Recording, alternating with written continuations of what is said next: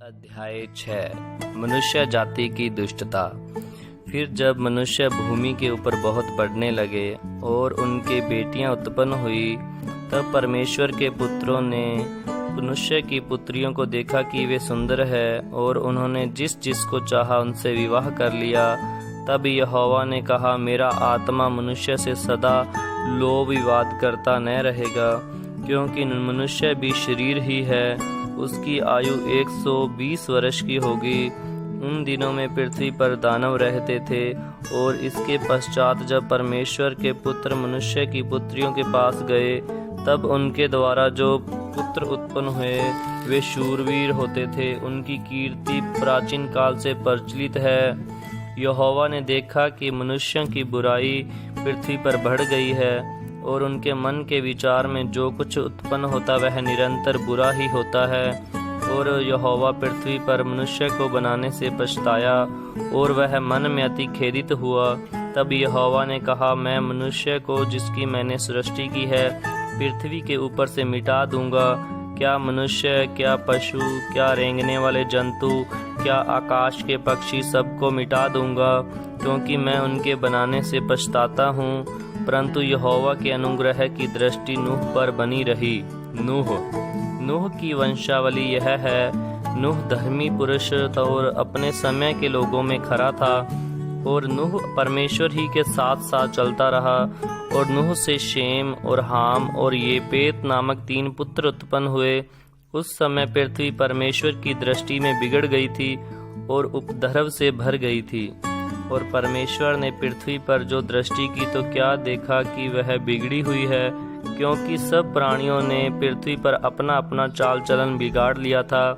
तब परमेश्वर ने नूह से कहा, सब प्राणियों के अंत करने का प्रश्न मेरे सामने आ गया है, क्योंकि उनके कारण पृथ्वी उपद्रव से भर गई है। इसलिए मैं उनको समेत नष्ट कर डालूंगा। इसलिए तू गोपेर वृक्ष की लकड़ी का एक जहाज बना ले, उसमें कोठरियां बनाना और भीतर बाहर उस पर राल लगाना। इस ढंग से तो उसको बनाना, जहाज की लंबाई 300 हाथ, चौड़ाई 50 हाथ और ऊंचाई 30 हाथ की हो। जहाज में एक खिड़की बनाना और उसके एक हाथ ऊपर से उसकी छत बनाना, और जहाज की एक ओर द्वार रखना, और जहाज में पहला, दूसरा, तीसरा खंड बनाना। और सुन, मैं आप पृथ्वी पर जल प्रलय करके सब प्राणियों को जिनमें जीवन का प्राण है आकाश के नीचे से नष्ट करने पर हूँ, और सब जो पृथ्वी पर है मर जाएंगे। परंतु तेरे संग मैं वाचा बांधता हूँ। इसलिए तू अपने पुत्रों, स्त्री और बहुओं समेत जहाज में प्रवेश करना, और सब जीवित प्राणियों में से तू एक एक जाति के 2-2 अर्थात एक नर और एक मादा जहाज में ले जाकर अपने साथ जीवित रखना। एक एक जाति के पक्षी और एक एक जाति के पशु और एक एक जाति के भूमि पर रेंगने वाले सब में से 2-2 तेरे पास आएंगे, कि तू उनको जीवित रखे। और भांति भांति का भोज्य पदार्थ जो खाया जाता है उनको तू लेकर अपने पास इकट्ठा कर रखना, जो तेरे और उनके भोजन के लिए होगा। परमेश्वर की इस आज्ञा के अनुसार नूह ने किया। उत्पत्ति अध्याय 7 जल प्रलय। तब यहोवा ने नूह से कहा, तो अपने सारे घराने समेत जहाज में जा, क्योंकि मैंने इस समय के लोगों में से केवल तुझी को अपनी दृष्टि में धर्मी पाया है। सब जाति के शुद्ध पशुओं में से तू 7-7 जोड़े अर्थात नर और मादा लेना, पर जो पशु शुद्ध नहीं हैं उनमें से 2-2 लेना अर्थात नर और मादा। और आकाश के पक्षियों में से भी 7-7 जोड़े अर्थात नर और मादा लेना, कि उनका वंश बचकर सारी पृथ्वी के ऊपर बना रहे। क्योंकि अब 7 दिन और बीतने पर मैं पृथ्वी पर 40 दिन और 40 रात तक जल बरसाता रहूंगा, और जितने प्राणियों ने बनाए हैं उन सब को भूमि के ऊपर से मिटा दूंगा। यहोवा की इस आज्ञा के अनुसार नूह ने किया। नूह की आयु 600 वर्ष की थी जब जल प्रलय पृथ्वी पर आया। नूह अपने पुत्रों, पत्नी और बहुओं समेत जल प्रलय से बचने के लिए जहाज में गया। शुद्ध और अशुद्ध दोनों प्रकार के पशुओं में से पक्षियों और भूमि पर रेंगने वाले जंतुओं में से भी 2-2 अर्थात नर और मादा जहाज में नूह के पास गए। जिस प्रकार परमेश्वर ने नूह को आज्ञा दी थी। 7 दिन के उपरांत जल पृथ्वी पर आने लगा। जब नूह की आयु के 600वें वर्ष के दूसरे महीने का 17वां दिन आया, उसी दिन बड़े गहरे समुद्र के सब सोते फूट निकले और आकाश के झरोखे खुल गए और वर्षा 40 दिन और 40 रात निरंतर पृथ्वी पर होती रही। ठीक उसी दिन नूह अपने पुत्र शेम, हाम और येपेत और अपनी पत्नी और तीनों बहुओं समेत और उनके संग एक एक जाति के सब बनेले पशु और एक एक जाति के सब घरेलू पशु और एक एक जाति के सब पृथ्वी पर रेंगने वाले जंतु और एक एक जाति के सब उड़ने वाले पक्षी जहाज में गए। जितने प्राणियों में जीवन का प्राण था, उनकी सब जातियों में से 2-2 नूह के पास जहाज में गए, और जो गए वे परमेश्वर की आज्ञा के अनुसार सब जाति के प्राणियों में से नर और मादा गए। तब यहोवा ने जहाज का द्वार बंद कर दिया। पृथ्वी पर 40 दिन का जल प्रलय होता रहा और पानी बहुत बढ़ता ही गया, जिससे जहाज ऊपर को उठने लगा और वह पृथ्वी पर से ऊंचा उठ गया। जल प्रलय बढ़ते पृथ्वी पर बहुत ही बढ़ गया और जहाज के जल ऊपर पर तैरता रहा। जल पृथ्वी पर अत्यंत बढ़ गया, जहाँ तक कि सारी धरती पर जितने पेड़ बड़े पहाड़ थे सब डूब गए। जल प्रलय 15 हाथ और ऊपर बढ़ गया और पहाड़ भी डूब गए। और क्या पक्षी, क्या घरेलू पशु, क्या बनेले पशु और पृथ्वी पर सब चलने वाले प्राणी और जितने जंतु पृथ्वी में बहुतायत से भर गए थे, वे सब और सब मनुष्य मर गए। जो स्थल पर थे, उनमें से जितनों के नथनों में जीवन का श्वास था, सब मर मिटे। और क्या मनुष्य, क्या पशु, क्या रेंगने वाले जंतु, क्या आकाश के पक्षी, जो भूमि पर थे, सब पृथ्वी पर से मिट गए। केवल नूह और जितने उसके संग जहाज में थे, वे ही बच गए। और जल पृथ्वी पर 150 दिन तक प्रबल रहा। उत्पत्ति अध्याय 8। जल प्रलय का अंत। परंतु परमेश्वर ने नूह और जितने बनेले पशु और घरेलू पशु उसके संग जहाज में थे, उन सबों की सुधि ली। और परमेश्वर ने पृथ्वी पर पवन बहाई और जल घटने लगा और गहरे समुद्र के सोते और आकाश के झरोखे बंद हो गए और उससे जो वर्षा होती थी वह भी रुक गई। और 150 दिन के पश्चात जल पृथ्वी पर लगातार से घटने लगा। 7वें महीने के 17वें दिन को जहाज अरारात नामक पहाड़ पर टिक गया और जल 10वें महीने तक घटता चला गया। और 10वें महीने के पहले दिन को पहाड़ों की चोटियां दिखाई दी। फिर ऐसा हुआ कि 40 दिन के पश्चात नूह ने अपने बनाए हुए जहाज की खिड़की को खोलकर एक कुआं उड़ा दिया। जब तक जल पृथ्वी पर से सूख न गया, तब तक कुआं इधर उधर फिरता रहा। फिर उसने अपने पास में से एक कबूतरी को भी उड़ा दिया कि देखे कि जल भूमि पर से घट गया कि नहीं। उस कबूतरी को अपने पैर टेकने के लिए कोई आधार न मिला, तो वह उसके पास जहाज में लौट आई, क्योंकि सारी पृथ्वी के ऊपर जल ही जल छाया था। तब उसने हाथ बढ़ाकर उसे अपने पास जहाज में ले लिया। तब और 7 दिन तक ठहरकर उसने उसी कबूतरी को जहाज में से फिर उड़ा दिया। और कबूतरी सांझ के समय उसके पास आ गई तो क्या देखा कि उसकी चोंच में जैतून का एक नया पत्ता है। इससे नूह ने जान लिया कि जल पृथ्वी पर घट गया है। फिर उसने 7 दिन और ठहरकर उसी कबूतरी को उड़ा दिया और वह उसके पास फिर कभी लौट कर न आई। नूह की आयु के 601 वर्ष के पहले महीने के पहले दिन जल पृथ्वी पर से सूख गया। तब नूह ने जहाज की छत खोलकर क्या देखा कि धरती सूख गई है। और दूसरे महीने के 27वें दिन को पृथ्वी पर पूरी रीति से सूख गई है। तब परमेश्वर ने नूह से कहा, तू अपने पुत्रों, पत्नी और बहुओं समेत जहाज में से निकल आ। क्या पक्षी, क्या पशु, क्या सब भांति के रेंगने वाले जंतु जो पृथ्वी पर रेंगते हैं, जितने शरीरधारी जीव जंतु तेरे संग है, उन सब को अपने साथ निकाल ले आ कि पृथ्वी पर उनसे बहुत बच्चे उत्पन्न हो और वे फूलें, फलें और पृथ्वी पर फैल जाएं। तब नूह और उसके पुत्र और पत्नी और बहुएं निकल आई और सब चौपाएं रेंगने वाले जंतु और पक्षी और जितने जीव जंतु पृथ्वी पर चलते फिरते हैं, सब जाति जाति करके जहाज में से निकल आए। होम बलि का चढ़ाया जाना। तब नूह ने यहोवा के लिए एक वेदी बनाई और सब शुद्ध पशुओं और सब शुद्ध पक्षियों में से कुछ कुछ लेकर वेदी पर होम बलि चढ़ाया। इस पर यहोवा ने सुखदायक सुगंध पाकर सोचा, मनुष्य के कारण मैं फिर कभी पृथ्वी को शाप न दूंगा।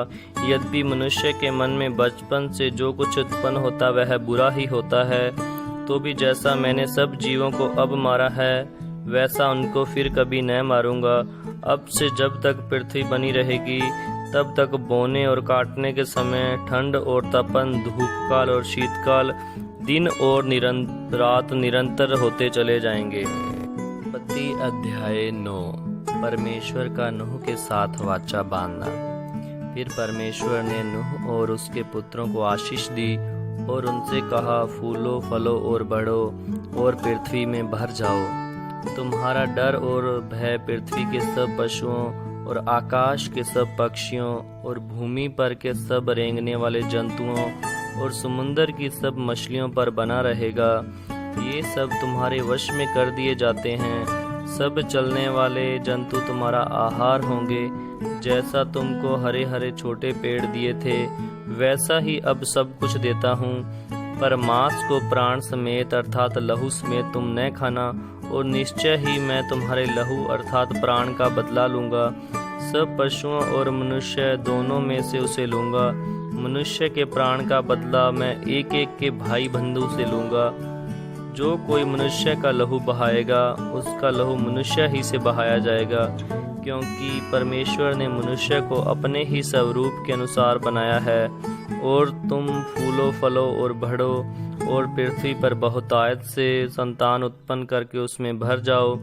फिर परमेश्वर ने नूह और उसके पुत्रों से कहा, सुनो, मैं तुम्हारे साथ और तुम्हारे पश्चात जो तुम्हारा वंश होगा उसके साथ भी वाचा बांधता हूँ, और सब जीवित प्राणियों से भी जो तुम्हारे संग है, क्या पक्षी, क्या घरेलू पशु, क्या पृथ्वी के सब बनेले पशु, पृथ्वी के जितने जीव जंतु जहाज से निकले हैं। और मैं तुम्हारे साथ अपनी यह वाचा बांधता हूँ कि सब प्राणी फिर जल प्रलय से नष्ट न होंगे, और पृथ्वी का नाश करने के लिए मैं फिर जल प्रलय न करूँगा। फिर परमेश्वर ने कहा, जो वाचा मैं तुम्हारे साथ और जितने जीवित प्राणी तुम्हारे संग हैं उन सब के साथ युग युग की पीढ़ियों के लिए बांधता हूँ, उसका यह चिन्ह है, मैंने बादल में अपना धनुष रखा है। वह मेरे और पृथ्वी के बीच में वाचा का चिन्ह होगा। और जब मैं पृथ्वी पर बादल फैलाऊंगा तब बादल में धनुष दिखाई देगा। जो मेरी वाचा तुम्हारे और सब जीवित शरीरधारी प्राणियों के साथ बंधी है उसको मैं स्मरण करूंगा। तब ऐसा जल प्रलय फिर न होगा जिससे सब प्राणियों का विनाश हो। बादल में जो धनुष होगा मैं उसे देख के यह सदा की वाचा स्मरण करूंगा जो परमेश्वर के और पृथ्वी पर के सब जीवित शरीरधारी प्राणियों के बीच बंधी है। फिर परमेश्वर ने नूह से कहा, जो वाचा मैंने पृथ्वी पर के सब प्राणियों के साथ बांधी है उसका चिन्ह यही है। नूह और उसके पुत्र। नूह के पुत्र जो जहाज में से निकले वे शेम, हाम और येपेत थे, और हाम कनान का पिता हुआ। नूह के 3 पुत्र यही है, और इनका वंश सारी पृथ्वी पर फैल गया। नूह किसानी करने लगा, उसने दाख की बारी लगाई, और वह दाख मधु पीकर मतवाला हुआ और अपने तंबू के भीतर नंगा हो गया। तब कनान के पिता हाम ने अपने पिता को नंगा देखा और बाहर आकर अपने दोनों भाइयों को बतला दिया। तब शेम और येपेत दोनों ने कपड़ा लेकर अपने कंधों पर रखा और पीछे की ओर लपेट उल्टा चलकर अपने पिता के नंगे तन को ढांप दिया। और वे अपना मुख पीछे किए हुए थे, इसलिए उन्होंने अपने पिता को नंगा न देखा। जब नूह का नशा उतर गया तब उसने जान लिया कि उसके छोटे पुत्र ने उसके साथ क्या किया है। इसलिए उसने कहा, कनान शापित हो, वह अपने भाई बंधुओं के दासों का दास हो। फिर उसने कहा, शेम का परमेश्वर यहोवा धन्य है और कनान शेम का दास हो। परमेश्वर येपेत के वंश को फैलाए और वह शेम के तंबुओं में बसे और कनान उसका दास हो। जल प्रलय के पश्चात नूह 350 वर्ष जीवित रहा। इस प्रकार नूह की कुल आयु 950 वर्ष की हुई। तत्पश्चात वह मर गया। अध्याय 10 नूह की वंशावली। नूह के पुत्र शेम, हाम और येपेत थे। उनके पुत्र जल प्रलय के पश्चात उत्पन्न हुए। उनकी वंशावली यह है। येपेत के पुत्र गोमेर, मागोग, मादे, यावान, तुबल, मेशक और तिरास हुए। गोमेर के पुत्र अश्कनज, रिपत और तोमार्ग हुए। और यावान के वंश में एलीशा और तशरीश और किती और दोदानी लोग हुए। इनके वंश अन्य जातियों के द्वीपों के देशों में ऐसे बंट गए कि वे भिन्न भिन्न भाषाओं, कुल और जातियों के अनुसार अलग अलग हो गए।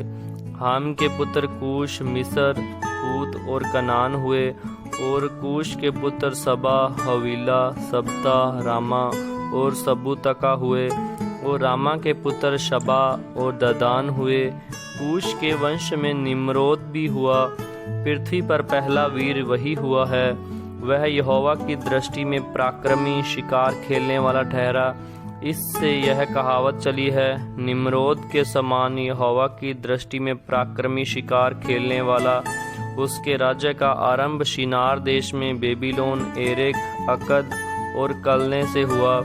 उस देश से यह निकलकर अशरूर को गया और निन्वे, रहा, तोबीर और कालह को, और निन्वे को और काहला के बीच जो रेसेन है उसे भी बसाया। बड़ा नगर यही है। मिस्र के वंश में लूदी, अनामी, लहाबी, नप्तूही और पतसूही, कसलूही और कप्तोरी लोग हुए। कसलूहियों में से तो पलिशिती लोग निकले। नान के वंश में उसका ज्येष्ठ पुत्र सीदोन, तबहित, यबूसी, अमोरी, गिरगाशी, हिवी, अर्की, सीनी, अरवदी, समारी और हमाती लोग भी हुए। फिर कनानियों के कुल भी फैल गए। और कनानियों की सीमा सीदोन से लेकर गरार के मार्ग से होकर अजा तक, और फिर सदोम और अमोरा और अदमा और सबायीम के मार्ग से होकर लाश तक हुआ। हाम के वंश में यही हुए। और ये भिन्न भिन्न कुलों, भाषाओं, देशों और जातियों के अनुसार अलग अलग हो गए। शेम जो सब एम्भेर वंश का मूल पुरुष हुआ और जो येपेत का ज्येष्ठ भाई था, उसके भी पुत्र उत्पन्न हुए। शेम के पुत्र एलाम, अशरूर, अरबशद, लूद और आराम हुए। आराम के पुत्र ऊस, हूल, गेतेर और मश हुए। और अरबशद ने शेलह को, और शेलह ने अवेर को जन्म दिया। और अवेर के 2 पुत्र उत्पन्न हुए। एक का नाम पेलेग इस कारण रखा गया कि उसके दिनों में पृथ्वी बंट गई।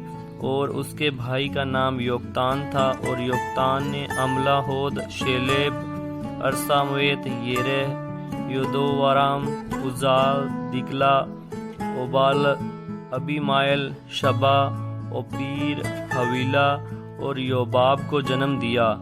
ये ही सब योक्तान के पुत्र हुए। इनके रहने का स्थान मेशा से लेकर सपारा, जो पृथ्वी से पूर्व एक पहाड़ है, उसके मार्ग तक पहुंचा। शेम के पुत्र यही हुए। और ये भिन्न भिन्न कुलों, भाषाओं और जातियों के अनुसार अलग अलग हो गए। नूह के पुत्रों के घराने से यही है। और उनकी जातियों के अनुसार उनकी वंशावलियां यही है। और जल प्रलय के पश्चात पृथ्वी भर की जातियां इन्हीं में से होकर बंट गई।